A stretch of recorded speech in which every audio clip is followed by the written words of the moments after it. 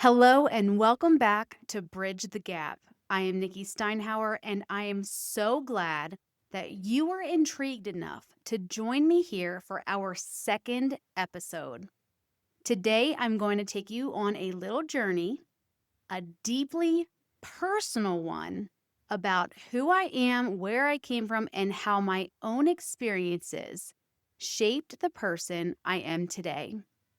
And this is a critical part of why I became an energy healer. I'll just be sharing a few stories from my childhood and my upbringing, all from my own perspective. And let me emphasize this up front, okay? These are my own personal experiences. These are my truths as I saw them and as I felt these experiences and these events.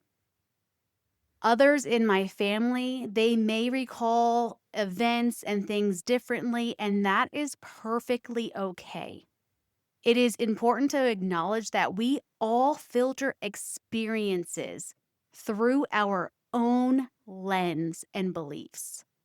In fact, psychology tells us that no two people perceive the same exact event in exactly the same way.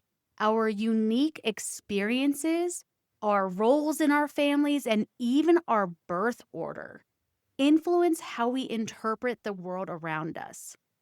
So, as you listen to my story, please just keep in mind that it is one piece of a larger puzzle, but it's my piece. And I am very honored to share it with you all here today, okay? Just know again that this is not an all inclusive list of events that have occurred in my life. We don't have time for that.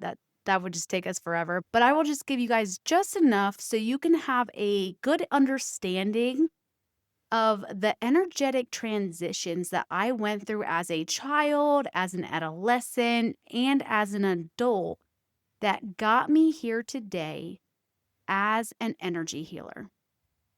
So please be kind as I share these real life events and just listen with an open mind and with an open heart, because this portion of the podcast is an important pillar of my foundation. Although a tough one, a mostly healed one. To be honest, the journey of healing never really ends. But this is just one way that I decided to close the door on this chapter of my life. And honestly, I think I'm just kind of tired about talking about it, explaining it to new clients, why I am the way that I am, how I develop my gifts, things like that. It's kind of almost like PTSD, I guess you could say. I don't want to keep bringing it up and reliving it over and over again.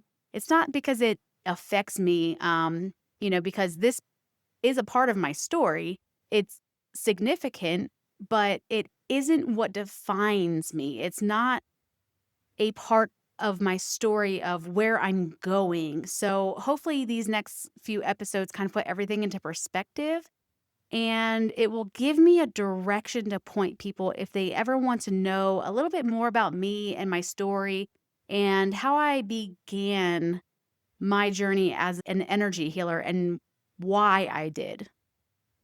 I do have a few thoughts and a few facts that I would like to share before we fully dive in.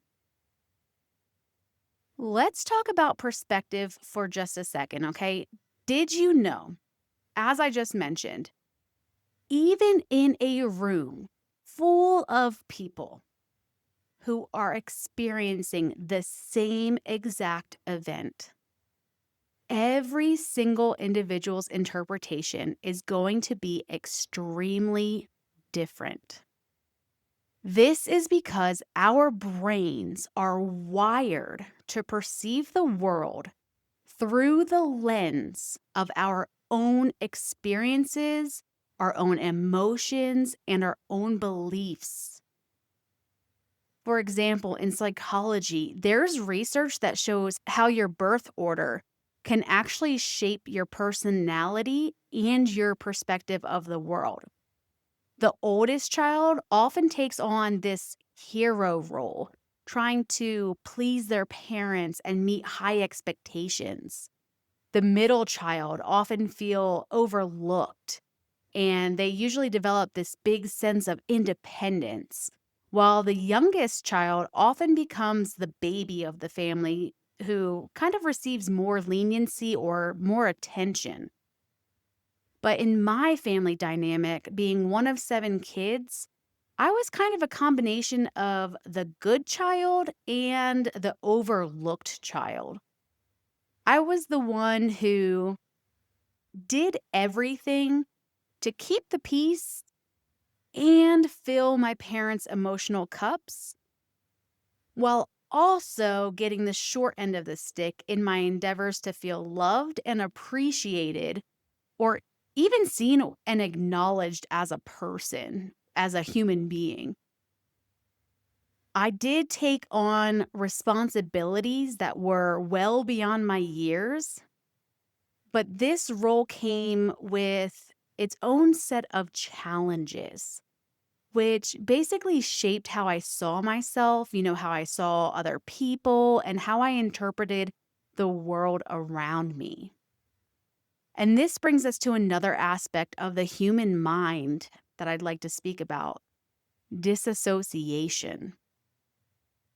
Many people who experience trauma in childhood, whether this is emotional, physical, or psychological, they report having fuzzy or unclear memories of their younger years. And this is because the brain, in an effort to protect itself, can suppress or block out painful memories. It's just kind of a survival mechanism, but it can leave gaps in our sense of self as well as our history and memories. And that's honestly exactly how my childhood feels to me. It is very unclear as well as fragmented. But let me go ahead and share with you all what I do remember. Most of my childhood, it's a complete blur, honestly, but the parts I do remember carry a lot of weight.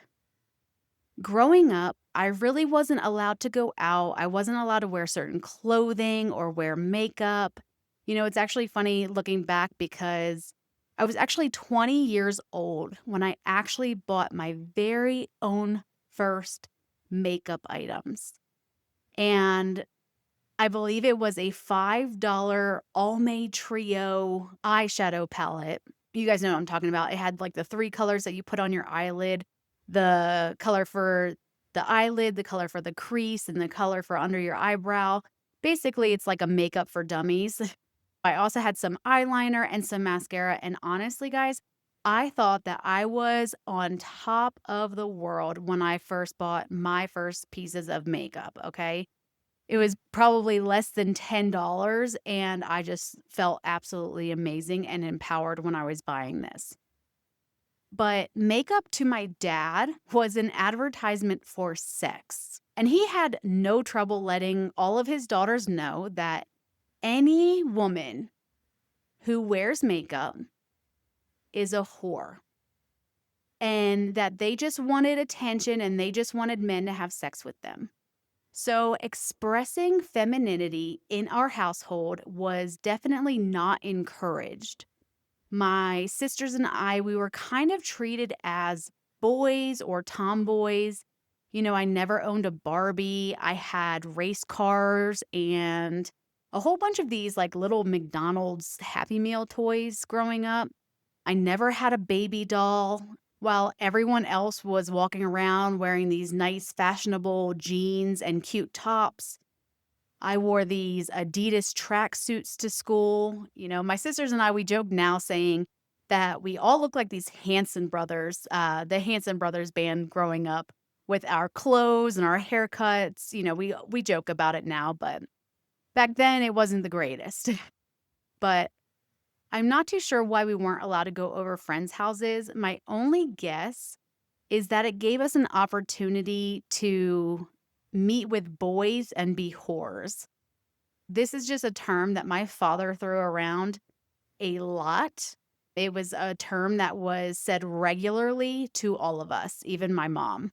Speaking of my mom, I do remember my mom finally letting me go out of the house and go around the block to what eventually became my best friend's house. And I want to say it was probably around seventh or eighth grade. I would get done school, I would speed walk home, go do my homework and go do my chores, and then I would finally be able to go over my friend's house. And I remember feeling so free just walking to her house, feeling the wind on my face, and just feeling that freedom. It was such a great escape. Again, looking back on my childhood, it was kind of funny because I didn't even realize it then, but I was only at her house for maybe 30 to 45 minutes a day, but it was a very liberating 30 to 45 minutes for me to have that experience, to be able to get out of my house, to be able to walk to a friend's house all by myself. I was at her house nearly every single weekday. And I remember trying to leave as late as I could because I didn't want to go home. And I remember racing the church bells home every time they would start ringing. And I knew as long as I started running by that first bell ring, that I could make it home by the fifth and be perfectly okay and be home on time. So, yeah, my mom had told me that I could go over my friend's house as long as my homework was done, as long as my chores were done, and as long as I was home by 5 p.m. This was the time that my dad got home from work. And then normally we would just eat dinner and then have some type of sports practice, mainly soccer. For everyone who doesn't know me, my escape throughout life was sports and before and after school programs and activities where I could get out of the house and feel just a little bit more freedom and like a person. And it was my attempt to have some form of a friendship with the people around me. Now, when it comes to my mom, she suffered from severe depression and anxiety. From as far back as I can remember, she would take medication that my dad always told us were her crazy pills because she was schizophrenic and she was delusional, just like his mom, my grandmother. I don't believe my mom was ever diagnosed as a schizophrenic, but when I look back now, I think it was just another scare tactic that my dad used against us all. As a child, the terms crazy, schizophrenic, delusional, whores, morons, idiots, these were typical family outing conversation starters. So, anyway, my mom was on medication, and the medication often left her sleeping all day. And that meant I was left to do most of the chores with very little to no support. All of my siblings, they eventually had to start doing chores around the house as they got older. We even had a chore board that hung on the wall. And for the longest time, I remember walking into my mom's room to tell my mom that, my homework was done, my chores were done, so that I could get the go ahead from her to go to my friend's house. But after a while, she started to ask me if my sister's chores were done. And I would tell her no. And then she would tell me that I couldn't go out until my sister's chores were done. And at this point, my sister is nowhere to be found because she would leave the house and be hanging somewhere with her own friends. She was a lot more outgoing and a lot more brave than I was. I was extremely terrified of getting in trouble. And she would just kind of go out and do what she wanted when she wanted most of the time. She was a lot more rebellious, we'll say, than I was. So I am pretty angry and confused at this point, knowing that I can't go out and play until my sister gets her chores done. But my sister is God knows where, right? So instead of waiting for her to come home and do her chores so that I can leave the house, I just ended up doing her chores for her so that I had more time at my friend's house. But it got to the point where she just stopped doing her chores altogether because she just knew that I would do them. And honestly, looking back at the situation, it was pretty smart on her part.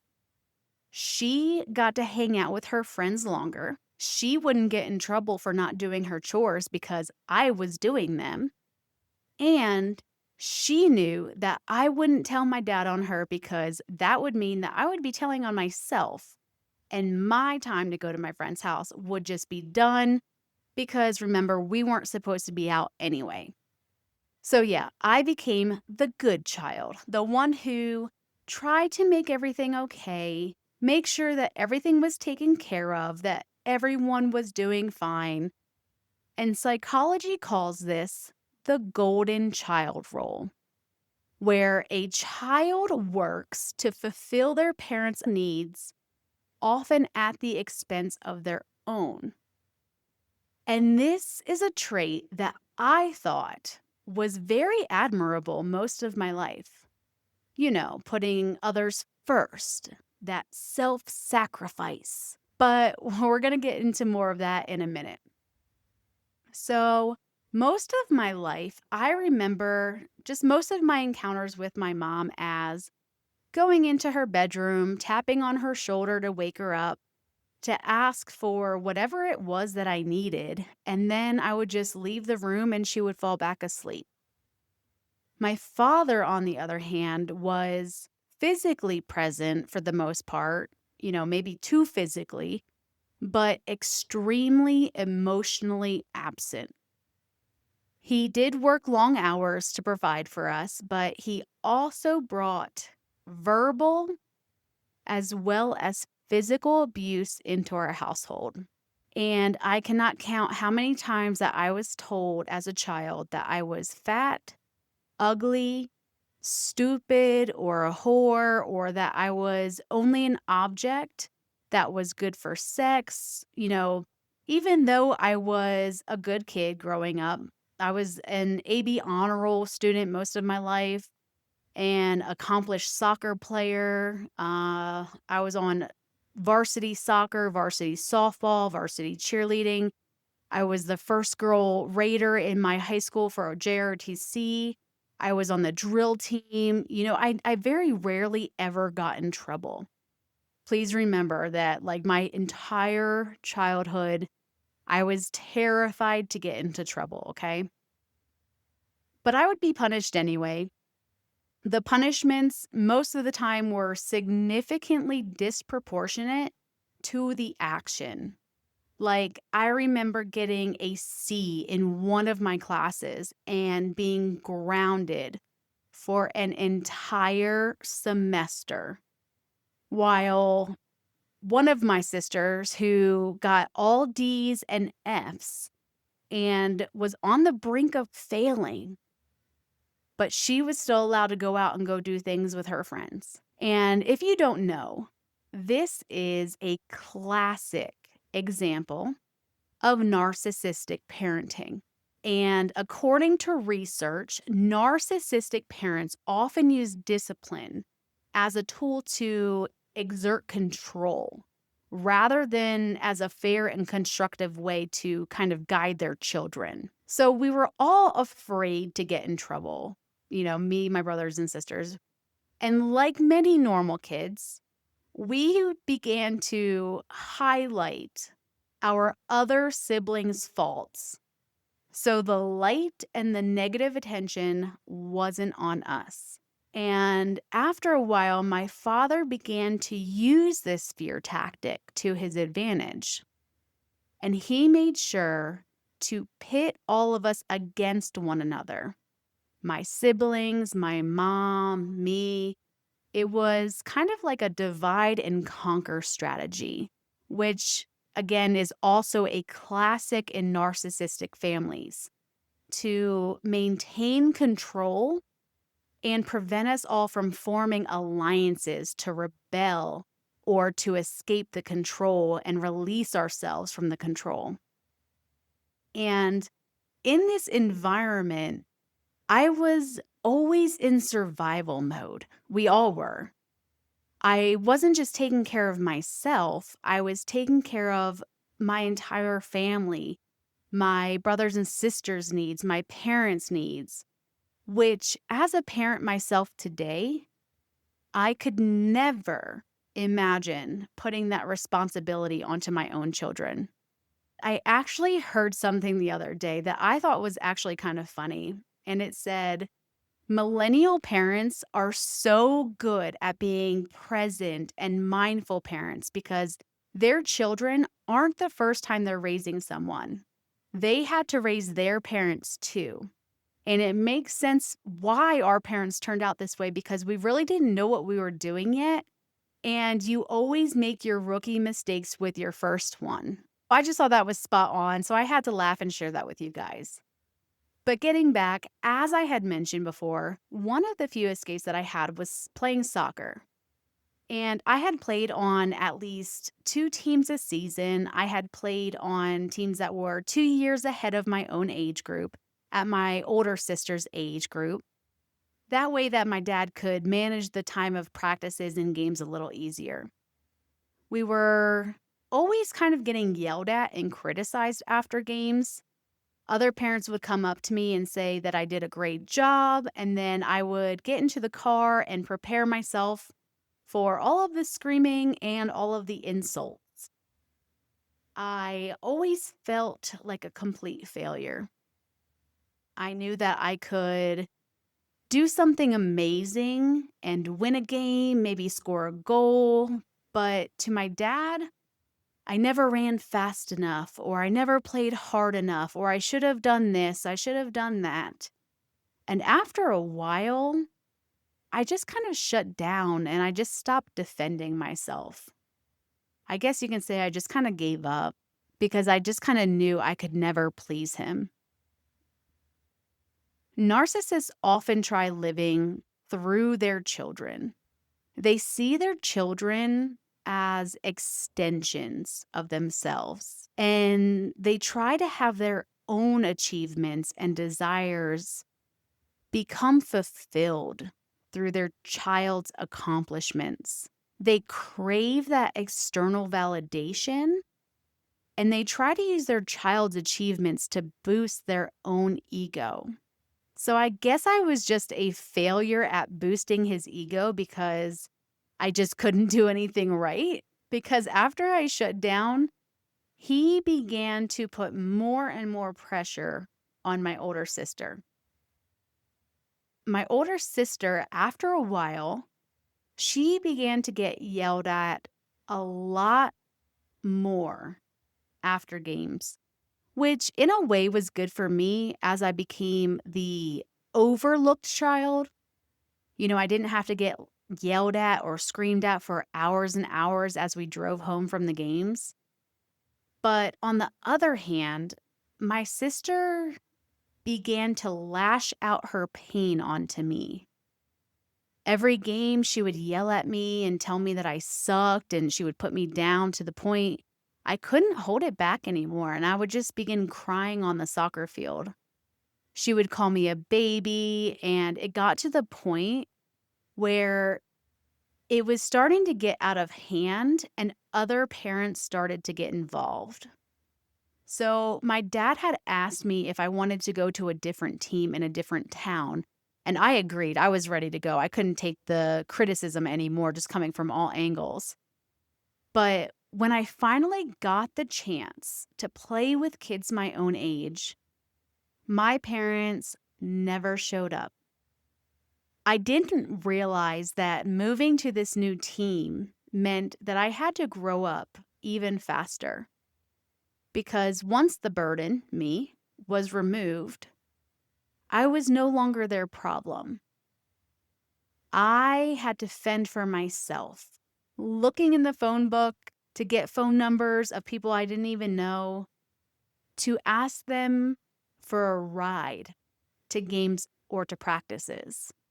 It's kind of funny again, looking back, remembering myself looking at the team email, trying to piece together people's crazy email names, going down the list, finding the names in the phone book, calling about 3 to 4 people with the same last name and who live in the same town as my new team, hoping that the next call would have a daughter that played on my team so that I can ask them for a ride.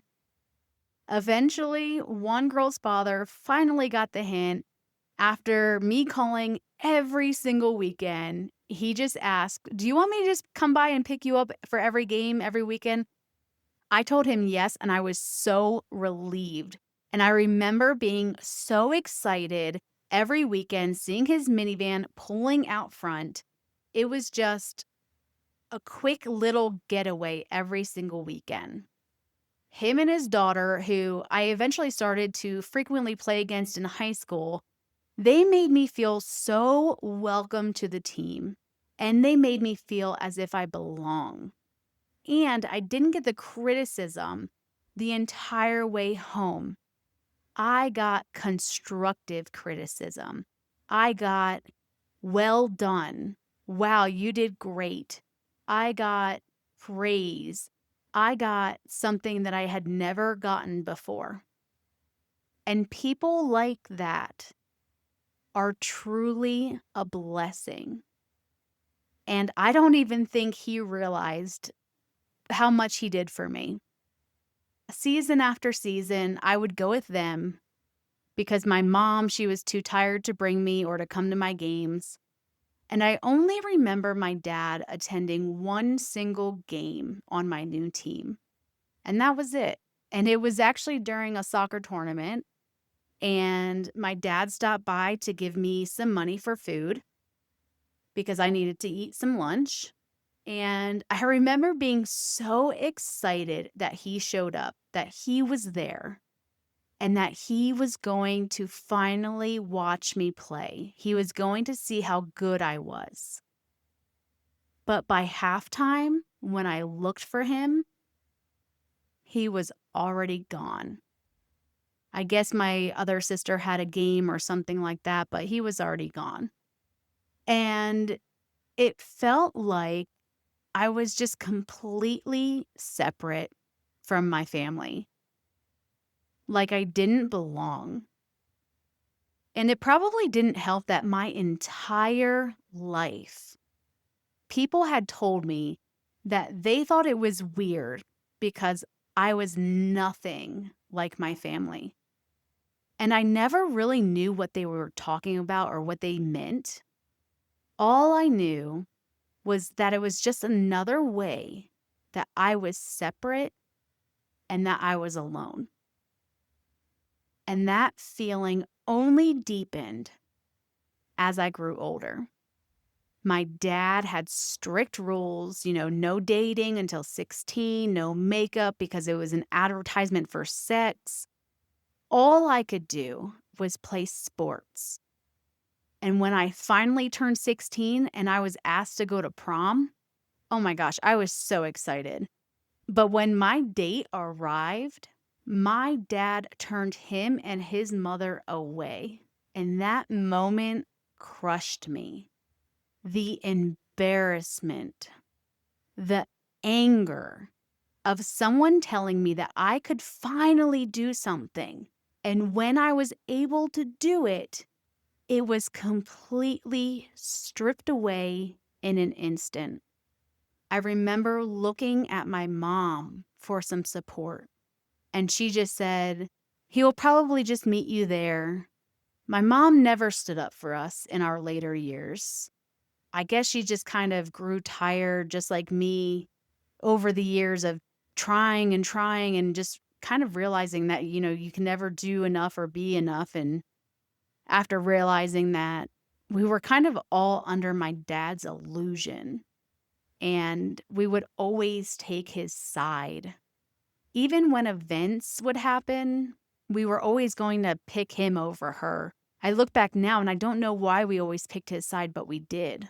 I do remember her, though, sticking up for us when we were younger, telling my dad to stop hitting us or getting between us and yelling at him. But like I said, after years of fighting, I guess she just kind of gave up and gave in. She, even after a while, began to partake in the abuse. I guess if you can't beat them, join them, right?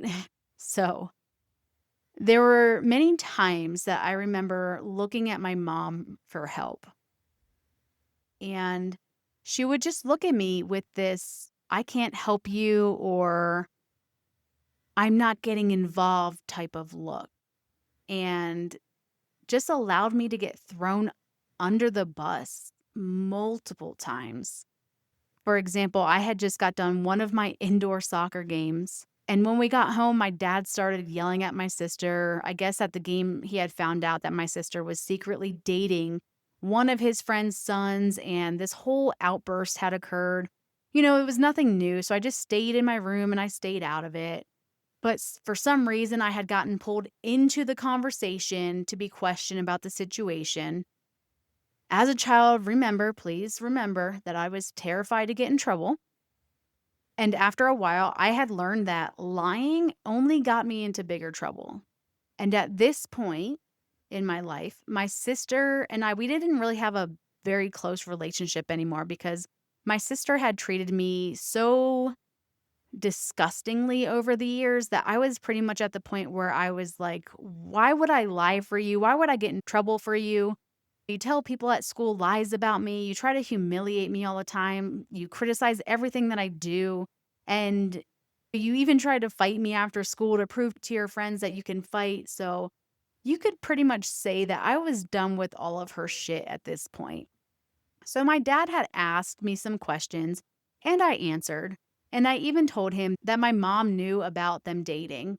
And after I told my dad that she knew, she screamed at me, called me a liar, dragged me by my hair to the back door, threw me outside, and told me to never come back again.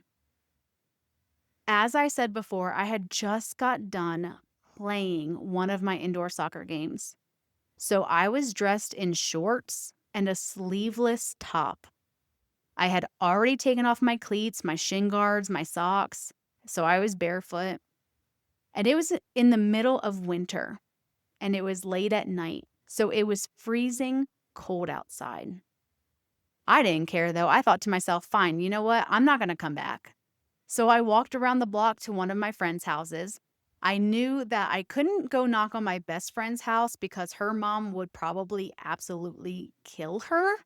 So I went to, I guess you can call him a friend. He would ride his bike out by my house and we would talk outside my house as I was shooting my basketball, when my dad wasn't home. And we were very friendly at school. So to me, I considered him as a friend. I'm not really sure if he considered me as a friend, but I will call him my friend. But I had walked into his backyard and I began throwing rocks at his window. I guess he was a heavy sleeper because he did not end up coming to his window. So I started to walk out of his backyard, but I saw a police car coming down the road. So I instantly panicked. I crouched down near some cars and I saw the flashlights coming from the police vehicle. Oh my goodness. I held my breath as the cop cars passed. I did not want to get caught because it was after curfew. And even though I just got thrown out of my house, I did not want to get in trouble for breaking curfew. So when it was safe, when the cop cars passed, I went back into my friend's backyard. It felt safe back there, so that's where I wanted to stay. But I began to get really, really cold and extremely tired. So, not thinking, I leaned up against his pool and I fell asleep. not thinking that leaning up against cold water would make me even more cold, but I fell asleep anyway. And I remember waking up, shivering, rubbing my body to try to warm it up, and then falling back asleep. And then doing it again, waking up and then falling back asleep. And at one point, I woke up and my friend's mom was getting ready for work. And I saw her through the window preparing her things next to her sink. And for a moment, I just wanted to knock on her door. But I didn't want to get him in trouble. So I just sat there and I waited for her to leave. And as soon as she left, I tried to stand up and go knock on the door. But as I tried to stand, I was not able to feel or move my legs. So I crawled over and was eventually able to use a chair to pull myself up to stand up. But my legs kept collapsing on me. So I held myself up until the bottom of my feet started to tingle with this intense pain. I remember just rubbing and massaging and trying to get some blood flow into my legs to the point where I was eventually able to walk. So I went over and I knocked on his door and he didn't answer. And I didn't know what to do. So I just walked back home. The sun was up. I just remember being so cold and terrified to walk up the stairs to my house. But at this point, I had no choice. So as I walked in the door, my sisters and everyone, they were all getting ready to leave for school and shouted, "Nikki is back." And my mom ran over to me and she hugged me. And she kept saying, "Oh, you're so cold. Why did you leave the house? We had the cops looking out all night for you." And I just remember being so confused, especially because my parents made me stay home that day.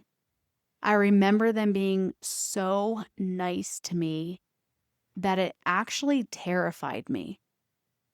And when I went to school the next day, everyone kept coming up to me and asking me why I ran away from home. And I told them I never ran away. I was kicked out of my house. But then they all just kept saying, "That's not what your sister said. That's not what blah, blah, blah said." So, there was just another instance where my mom completely abandoned me and let me get into trouble. So I don't know about you guys, but I had to move out of my house right after graduation. There was just too much that I couldn't handle between my mom and my dad. So I moved out. And I would come home when my dad wasn't there to either grab some clothes or do some of my laundry real quick and see my brother and sisters before they went to school. I was pretty much living out of my car at this point. I would hang out with my friends during the day, then I would sleep in my car at night. But when I was 18, my mom told me that I could stay at the house because my parents were going on vacation. And I had a whole weekend that I could sleep in my old bed. I had asked my mom if I could have some people come over when they were gone, and I promised that I would clean the entire house and everything would be spotless when she got back. And she knew that I was good on my word, and she just said, "Just make sure it's clean when we get home." But this is another story of how my mom abandoned me. So I guess my sister was told that she could stay at the house too. She was living with a boyfriend, but when she came back to the house and she saw my friends there hanging out, she threatened to tell my dad that I had people at his house. I told her that mom already said that I could have people there and that I could be there. And I didn't really care if she told my dad because I had no real relationship with him at that point, anyways. And I went about my business with my friends, with my sister trying to sabotage our whole night with accusations and her telling my friends random weird things, trying to make them leave. But eventually she left us alone. And after a few days after my parents came home, I thought my dad would be at work as usual, so I went back to the house to grab some things. But he was home and he cornered me and he asked me why I had people in his house when he wasn't there. I looked at my mom and her eyes just grew bigger and bigger as she was staring at me, just giving me the don't you say a word kind of look. And I just remember thinking, I am just so done with this. I'm over it. Like, I just can't keep up this facade and the lying and the two-sidedness, honestly. So I just told my dad because my mom told me that I could have people over. And as he turned his back, I was able to run out the door and leave. You know, people on the outside always told me that they thought that I was so lucky. They saw the big house, the vacations, the soccer tournaments in Florida, but they didn't see the reality of what was actually going on.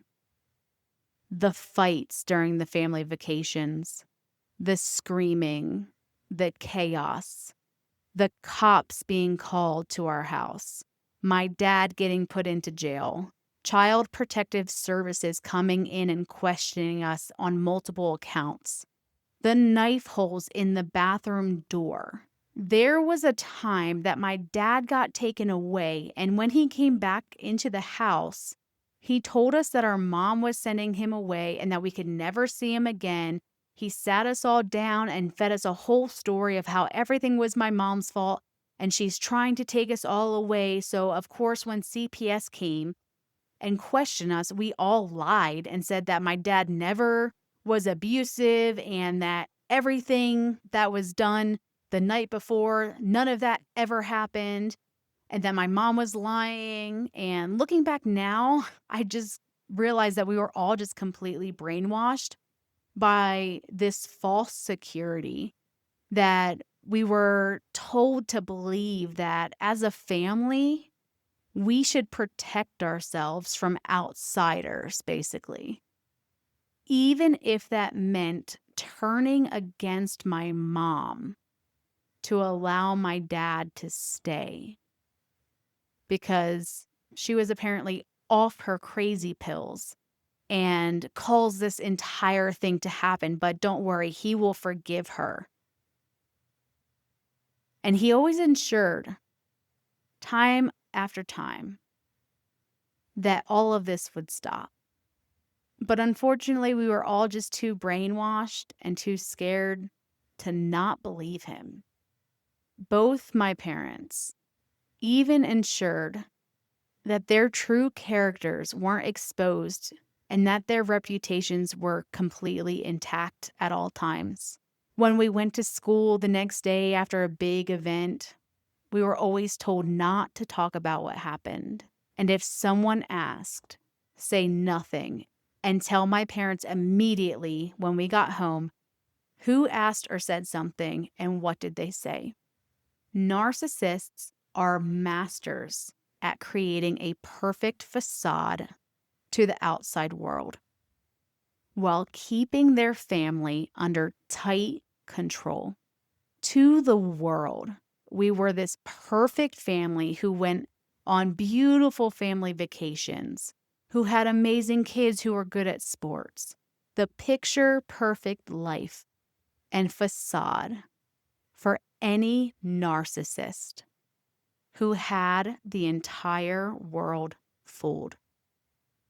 And in case you guys don't know, narcissists will also take their families out on vacation and tell their significant other that they're wanting to stay together for the children to guilt trip their significant other into staying with them. Even the house that we stayed in, even the house itself was a status symbol of all of that control. My father and I built what I call my childhood home. We built it together.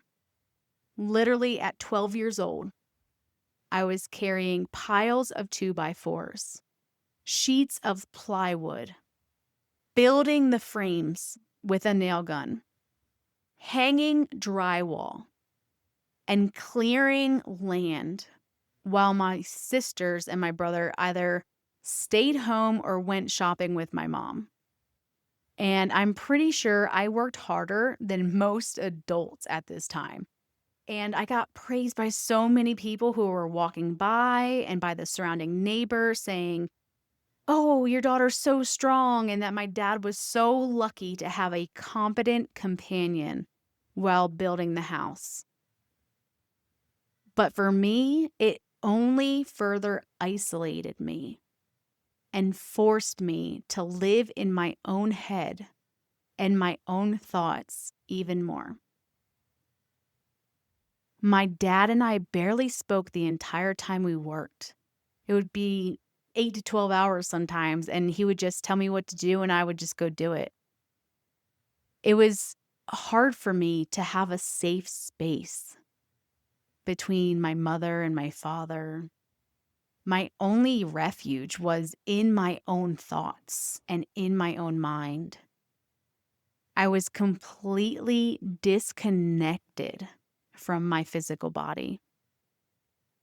It was both easier and safer for me to disconnect as the punches hit my body and as the consistent screaming in my face would happen.